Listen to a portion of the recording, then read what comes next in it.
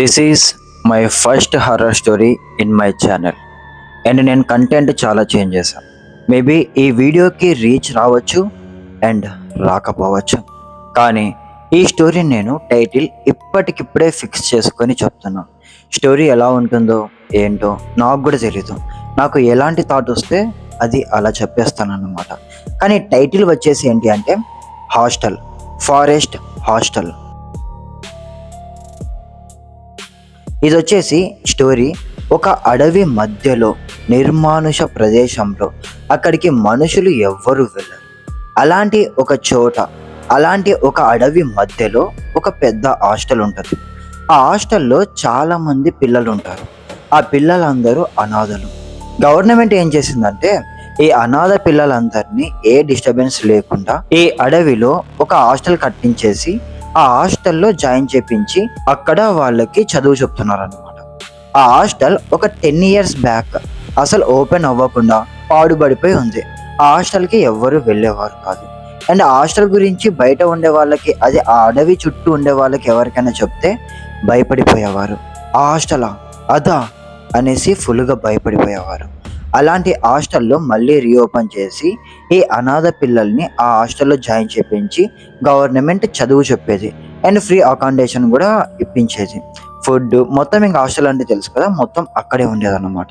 10 years వరకు ఆ హాస్టల్ని ఎందుకు క్లోజ్ చేశారు, మళ్ళీ సడన్గా ఆ హాస్టల్ని ఎందుకు రీఓపెన్ చేశారు అనే దాని గురించి ఈ కథలు ముందు ముందు మళ్ళీ తెలుసుకుంటాం.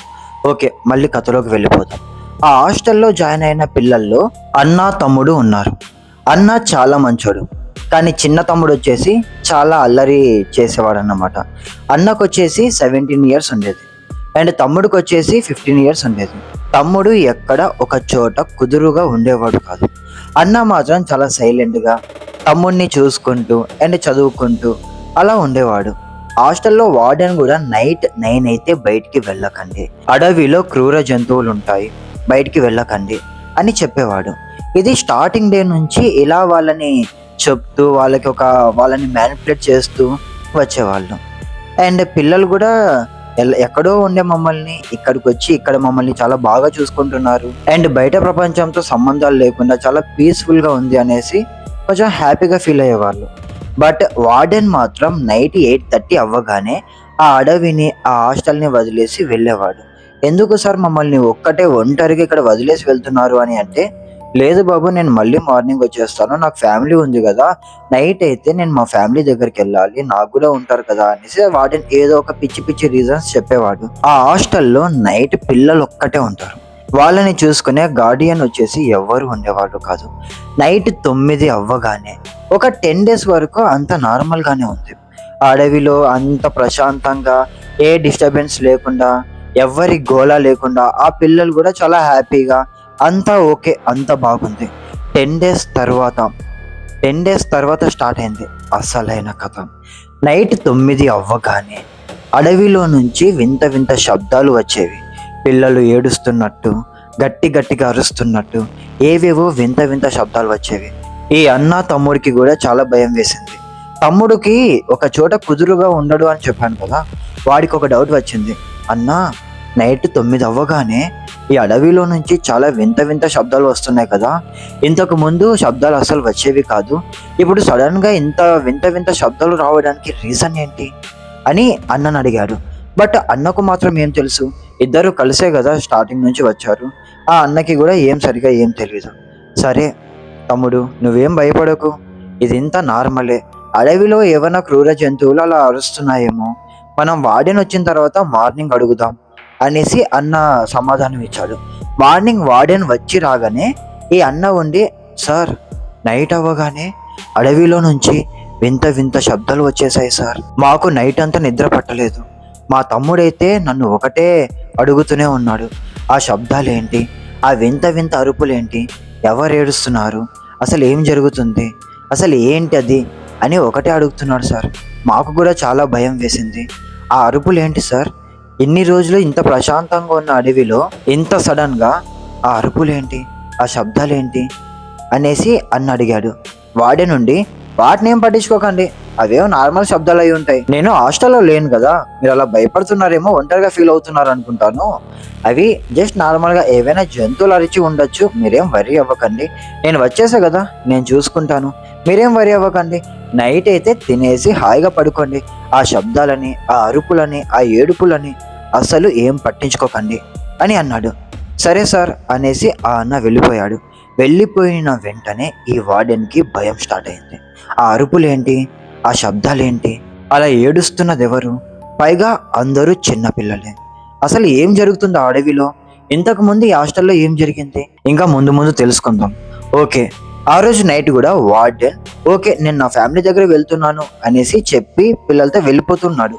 వెళ్ళిపోతూ ఉంటే పిల్లలందరూ ఆపి, సార్ ఆ అరుపులు, ఆ శబ్దాలు ఈరోజు రాత్రి కూడా మాకు వినిపిస్తాయేమో సార్, ప్లీజ్ సార్ నైట్ మీరు మాతో ఉండండి, లేకపోతే మమ్మల్ని చూసుకోవడానికి ఎవరినైనా ఒకరిని పెట్టండి సార్, లేకపోతే మాకు చాలా భయం వేస్తుంది సార్, ప్లీజ్ అని వేడుకున్నారు. బట్ వార్డెన్ ఆ మాటలు వినకుండా వెళ్ళిపోయాడు.